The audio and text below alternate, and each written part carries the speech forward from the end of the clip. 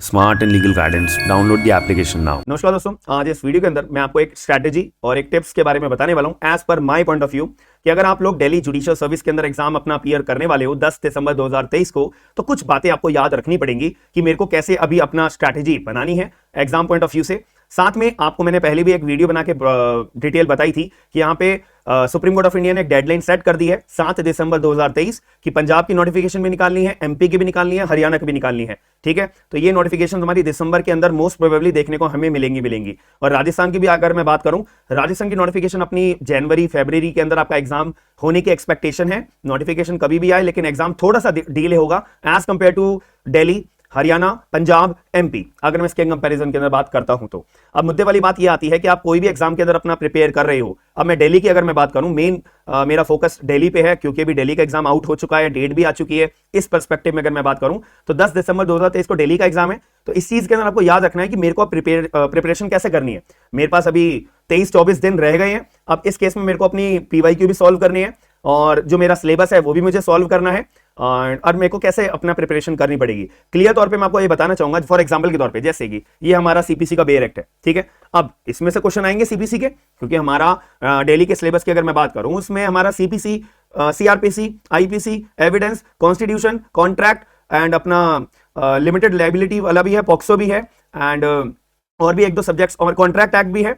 ठीक है, तो ये हमारे सिलेबस के अंदर कवरेज करेंगे। अब इन सब्जेक्ट्स को मैं प्रिपेयर कैसे करूं? सबसे पहले मैं आपको रिकमेंडेशन यही करूंगा, आप अपने मेजर लॉज को पूरा कर लो, जैसे कि CrPC, CPC, IPC, evidence and अपना कॉन्ट्रैक्ट एक्ट एंड कॉन्स्टिट्यूशन। इन सब्जेक्ट्स को आपको प्रिपेयर करना ही करना है। सबसे ज्यादा वेटेज हमारे दिल्ली के अंदर इन सब्जेक्ट से आती है, याद रखना। अगर आपने ये सब्जेक्ट्स अच्छे कर लिए तो आप मान के चलिएगा जब आप एग्जाम देके बाहर निकलोगे तो आपके मन में पूरा कॉन्फिडेंस रहेगा कि मेरा पेपर बहुत अच्छा हुआ है। याद रखना। तो ये पढ़ना कैसे है, जैसे कि मेरे पास ये अपना सीपीसी का बेयर एक्ट है, इसके कितने हमारे सेक्शंस हैं, 158 सेक्शन है, 51 ऑर्डर्स है, 11 पार्ट्स में डिवाइड करा हुआ है, वगैरह वगैरह। लेकिन जो लोगों ने मेरे से सीपीसी पढ़ी है तो वो लोग बहुत अच्छे से जानते होंगे स्ट्रैटेजी मैंने उनको क्या बता रखी है। लेकिन मैं आप लोगों को और बता देता हूं। फॉर एग्जांपल, अब यहाँ पे ये जो पूरा बेयर एक्ट है सेक्शन 1 से लेके 158, क्या मैं ऐसे रट्टू तोते की तरह सेक्शन 1, 2, 3, 4, 5, 6, 7, 8 ये पढ़ने लग जाऊंगा? सॉरी, अगर आप ऐसे पढ़ोगे तो आप बस अभी करंटली कुछ याद रख पाओगे, लेकिन एग्जाम में आपसे सीक्वेंस में थोड़ी ना पूछेगा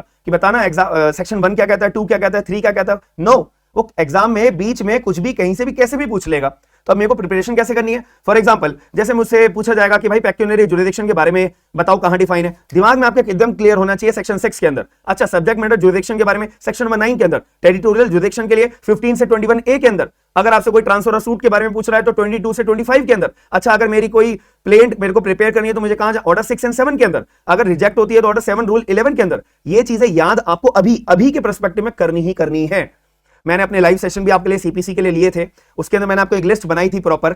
ठीक है, आपको अगर देखना हो तो आप मेरे लाइव सेशन चेक कर लेना यूट्यूब चैनल पे जाके, वहां पे पूरी लिस्ट बना रखी है मैंने कि कौन सा प्रोविजन कहां पे है, इंपॉर्टेंट पर्सपेक्टिव पे। एग्जाम में ये चीजें तो याद रखनी है। तो जब आप मान लेते हैं कि आपसे कोई पूछेगा कि सब्जेक्ट मैटर जुरिडिक्शन के बारे में हमें बताओ, तो उसके लिए ऑब्वियसली सेक्शन नंबर हमारा 9 आता है जो पूरी कंप्लीट डिटेल्स बता रहे हैं। इसके साथ सेक्शन नंबर 3 भी पढ़ते हैं, हियरार्की ऑफ द जुरिडिक्शन के बारे में। इसके साथ में सेक्शन 15 भी पढ़ते हैं, court of the lowest grade के बारे में। सेक्शन नंबर 9 भी पढ़ते हैं कि केस जो है हमारा सिविल तो है लेकिन सिविल नेचर का भी होना चाहिए। ठीक है, अब वो कब होगा, कैसे होगा, इस चीज के लिए मेरे को अपना सेक्शन नंबर 9 बेयर खोल के पढ़ना अच्छे से पड़ेगा। अब अगर कोई सूट को ट्रांसफर कराना है, कौन सा कोर्ट के पास जाना पड़ेगा मेरे को ट्रांसफर की एप्लीकेशन लगाने के लिए, ये चीज मुझे 22, 23, 24, 25 बताता है। और 23 क्लॉज 3 के अंदर एक अपना सुप्रीम कोर्ट का केस भी था, जयश्री का case 2006 supreme court, I guess ये साइटेशन अगर मैं सही बोल रहा हूं तो ये चीज आपको याद रखनी पड़ेगी। कैसे? जब आप अपना बैठ के, मैं आपको बोलूंगा 10 दिन के अंदर अंदर आपके मेजर सब्जेक्ट्स प्रिपेयर्ड हो जाने चाहिए। Prepared in the sense theory wise आपको पता होना चाहिए कौन सा सेक्शन मार्को क्या बात बोल रहा है। ये 1, 2, 3, 4 का चक्कर बिल्कुल मत पालना, मैं आपको ये बार बार बोल रहा हूं। ठीक है, तो जब आप अपने सब्जेक्ट को प्रिपेयर कर लोगे उसके बाद आपका रोल प्ले होगा इंडेक्स का। अब आप अपना हाथ यहाँ पे सेक्शन 1 क्या कहता है, 2 क्या कहता है, 3, 4, 5, 6, 7, 8, 9, 10, फिर आप अपना ये 9 पे आओगे। ठीक है, सब्जेक्ट मैटर जुरिडिक्शन के बारे में, तो आपके दिमाग में पहले ही सारी चीजें आ जानी चाहिए। 9 के अंदर मेरे को बता रखा है कि अगर कोई भी पॉलिटिकली या रिलीजियसली प्योरली केस होगा तो वो सिविल नेचर का नहीं होता, कौन कौन से सिविल नेचर के होते हैं, कौन कौन से नहीं होते। ये क्वेश्चंस आपको देखने को 100% मिलेंगे एग्जाम के अंदर, ये आप शर्त लगा लीजिएगा। तो फिर ऐसे आप अपने सीपीसी को, जब अपना, मैं एक सीपीसी का एग्जांपल इसलिए ले रहा हूं क्योंकि मेरे सामने सीपीसी की रखी हुई थी, ठीक है। तो ऐसे आपको हर एक सेक्शन के अंदर कौन सा टाइम पीरियड कितना बता रखा है। अगर कुछ याद नहीं आ रहा है कोई बात नहीं, आप प्रोविजन को खोलो, पढ़ो कि कितना टाइम लिमिट इसमें लिखी हुई है, एंड वो टाइम लिमिट को अपने यहां पे लिख लो कि इसमें जैसे नोटिस है सेक्शन 80 का 2 महीने का नोटिस होता है। अब मेरे को 2 महीने याद नहीं आ रहे हैं तो मैं इसको पीछे खोल के देखूंगा एंड फिर वहां पे 2 महीने अपना लिख दूंगा। यही कीवर्ड्स हैं जो एग्जाम में डायरेक्ट पूछे जाएंगे। मेंस अभी आपको नहीं देना है, तो अभी मैं प्रीलिम्स के पर्सपेक्टिव में बात बता रहा हूं। तो आपसे डायरेक्ट क्वेश्चन आएगा अंडर सेक्शन नंबर 80 कितना टाइम पीरियड है नोटिस भेजने का गवर्नमेंट को, तो वो टाइम पीरियड याद रखना पड़ेगा। तो ये चीज आपको याद रखनी है कि ठीक है, तो इतना सब आप अपना कर लोगे 10 या 12 दिन मैक्सिमम, जितना ज्यादा से ज्यादा आप कवरेज कर पाओ आप उतने से ज्यादा करिएगा। फिर उसके बाद आप कोई भी बुक के एमसीक्यूज लगाना शुरू कर देना। 5 या 7 दिन पर डे आपको 400 एमसीक्यूज अपने लगाने ही लगाने हैं। 3 या 4 घंटे मैक्सिमम बोल रहा हूं, अगर 1 घंटे आपको 100 क्वेश्चन में भी लग रहे हैं और 1 घंटा लगता भी नहीं है, मैं आपसे बोलूंगा 45 minutes maximum to maximum 45 minutes लगते हैं आपके, ठीक है। तो आप ये वाली बुक रिकमेंड करो एमसीक्यूज के, ये सबसे हाईली रिकमेंडेबल बुक है। ये मार्केट में इतनी इजीली आपको मिलेगी नहीं, ये 2018 वाली कह रहा हूं मैं, ठीक है। इसमें क्वेश्चंस का लेवल बहुत हाई है आप, ठीक है। और इसके बाद आपने अगर ये कर लिया, इसके बाद आप ओपी त्रिपाठी की बुक लगा सकते हैं एमसीक्यूज की। इसमें पीवाईक्यूज हर ज्यादातर टॉपिक्स यहाँ पे कवरेज है बट कम है, इसमें डायरेक्ट क्वेश्चन सिंपल ज्यादा है। इसलिए जिन लोगों को अपना स्टार्टिंग करनी होगी तो ये बुक को रिकमेंड करिएगा, क्योंकि मैं आपको ये इसलिए बोल रहा हूं अभी करने के लिए, क्योंकि अभी आप इतना सॉलिड तरीके से अपने मेजर सब्जेक्ट प्रिपेयर कर लोगे ना, तो आपका जब नेक्स्ट पेपर होगा अपना हरियाणा का, पंजाब का, एमपी का, राजस्थान का, उत्तराखंड का, और भी कोई जो छत्तीसगढ़ का, जो भी हमारे कोई एग्जाम्स आने वाले, यूपी का, तो उसमें आपको मन में कॉन्फिडेंस पैदा रहेगा, यार मैंने तो अपने मेजर सब्जेक्ट पहले प्रिपेयर कर लिए, अब मेरे को दोबारा बस पेज पलटने हैं। दोबारा वही स्ट्रैटेजी आप अपनाइएगा इंडेक्स वाली, जो कोई प्रोविजन याद नहीं आ रहा दोबारा बुक खोलो, नोट्स खोलो अपने,